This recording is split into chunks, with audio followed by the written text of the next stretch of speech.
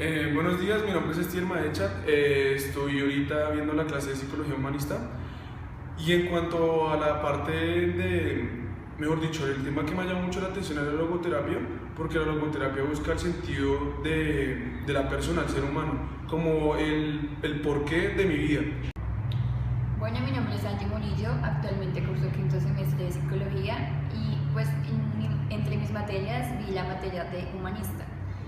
Este es uno de los enfoques que presenta pues la carrera como tal y pues un tema que me llamó mucho la atención fue la logoterapia, que fue impuesta por Viktor Frankl y pues es una terapia que en sí busca encontrar el sentido de las personas y pues ayuda obviamente a la persona en el proceso de... La logoterapia es una técnica o un sistema psicoterapéutico que se utiliza para encontrar la parte de la existencia humana y normalmente viene de la rama del existencialismo. Retomando el tema de la logoterapia, es muy importante porque cabe resaltar que no se puede ver como la problemática o ciertos obstáculos de la vida de las personas como todo negativo. O sea, es importante como sacar la experiencia y cómo ver qué enseñanza nos deja eso en la vida de cada uno. Entonces, este es un aspecto que tiene muy en cuenta esta terapia y por eso es que se relaciona mucho con el existencialismo. La técnica que nos ha llamado mucho la atención a mi compañera Angie y a mí ha sido la intención pedagógica, ya que consiste en educar a los consultantes a crear aquello que temen, aquello de lo que intentan liberarse desesperadamente. Igualmente, también es utilizada en el enfoque sistémico en la escuela de paz. La intención pedagógica trabaja tres aspectos importantes. Uno es el autodistanciamiento, la autodiscriminación y el humor. El humor es el más importante como para intentar, por así entre comillas, como romper el hielo. Y pues es importante cuando se haga como este intento de humor que uno como terapeuta no se ría porque pues obviamente no está bien, éticamente no está bien. Pero lo ideal es como ayudar a la persona a que se distraiga, que le vea como el sentido bueno a eso que tanto le teme. Como lo decía mi compañera Angie, una de las características que tiene la intención paradójica es que la persona, el sujeto o el consultante, busque el humor en cuanto a sus fobias o a su síntoma, para que la persona en un transcurso de consultas tenga una curación ya que tiene un autogobierno.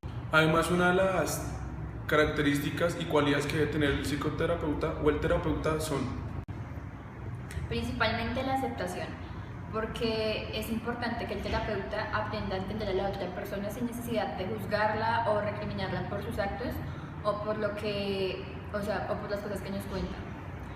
También es importante que el psicoterapeuta o terapeuta sea histriónico.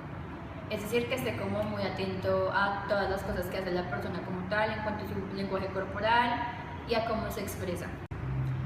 Otra de las cosas importantes de este tipo de terapia es que intenta cambiar la conducta de la persona y pues cómo percibe ella ciertas ideas.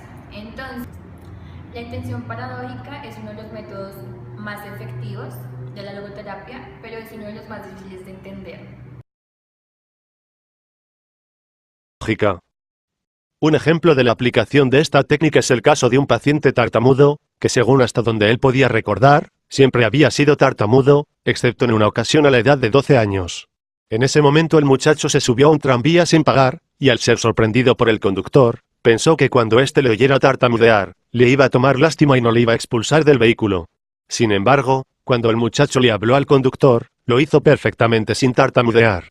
Esa era la única ocasión que recordaba no haberle sucedido. Otro ejemplo hace referencia a un hombre que había sufrido un ataque al corazón. Este hombre comenzó a desarrollar tal temor a que su corazón volviera a fallar, que no quería abandonar el hospital por miedo a que sucediera lo mismo y se encontrara sin atención médica.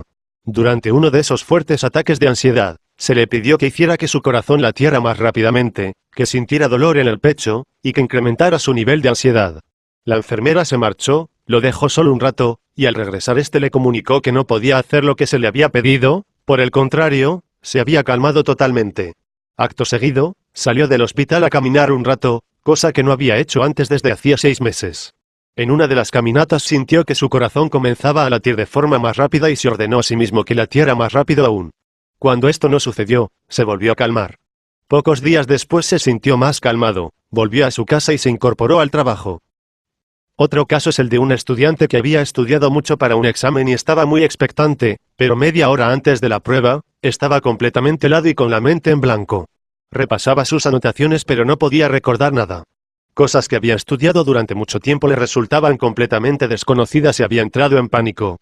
En ese momento recordó que su psicólogo le había recomendado utilizar la intención paradójica siempre que se enfrentase a algún caso de miedo o ansiedad. Entonces se dijo a sí mismo, ya que de todos modos voy a reprobar, procuraré hacer cuanto pueda en este sentido. Le presentaré al profesor un examen tan malo, que le va a mantener confuso durante días. Voy a escribir una porquería de examen.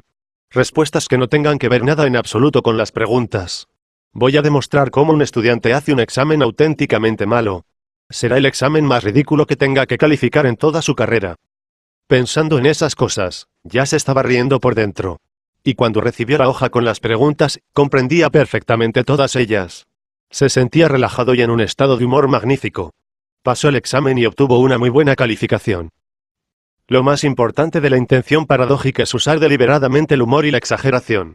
La intención paradójica nos permite alejarnos de nosotros mismos para observar nuestros patrones de conducta con sentido del humor. Si una persona quisiera usar esta técnica para vencer el miedo y la ansiedad de hablar en público, puede decirse a sí mismo antes de hablar, me voy a poner lo más nervioso posible, voy a sudar frío, voy a tener mucho miedo, voy a hacer el ridículo, me voy a sonrojar delante de la gente, voy a ponerme totalmente tenso y a tartamudear todo lo posible. Esto tendrá un efecto contrario y nos sentiremos más calmados. Es por eso que a esta técnica se le llama intención paradójica. La eficacia de la intención paradójica se basa en el principio fundamental de que los pacientes intentan llevar a cabo la conducta que están evitando. De esta manera, el proceso circular se rompe, puesto que el desear realizar la conducta temida o no deseada, es incompatible con el proceso de ansiedad, y por lo tanto, lo neutraliza.